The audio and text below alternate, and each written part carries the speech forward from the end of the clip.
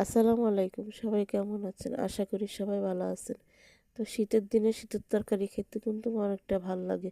শীত চলে গেলে তরকারি আর ভাল লাগে না। তো শীতের দিনের তরকারি হচ্ছে যে পাতাকপি, ফুলকপি, সিম, ধনিয়া পাতা, টমেটো এডি। আর গরমকালের তরকারি গরমকালে খাইতে ভাল লাগে। শীতে যদি পাতাকপি খাই তাহলে সেটা আবার ভাল লাগে। আর গরমকালে বলে পাতাকপি সিদ্ধ করলে যেমন ঘাসের মতন লাগে। তা আমি আজ যে একটা পাতাকপি কুচাইতেছি, সেটা টমেটো দিয়ে ভালো করে রাঁধলাম। গরমকালে এবার তো 2-3 দিন ধরে ভালোই গরম চড়তেছে। তো এই পাতাকপি যদি আপনারা কুচাইয়া ভালো করে ধুয়ে রোদে শুকাই রাখেন না, এই পাতাকপিটা খাইতেও ভালো লাগবো। ভিজায় রাখলে আবার শুকনা পাতাকপিটা ভিজায় রাখলে সেটা আবার এমনি ফুললা ওঠে। তা আমি কিন্তু তরতাজা পাতাকপি নিচ্ছি, আমি কিন্তু শুকাইনাটা নিইনি। আপনারা চাইলেও কিন্তু এমনি কুচাইয়া শুকাই রাখতে পারেন আমার মতন।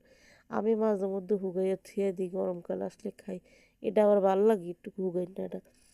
তো আপনারাও চাইলে কিন্তু কুচাইয়া শুকাই রাখতে পারেন। তো ভিডিওটা যদি ভালো লাগে আমার পাশে থাকেন।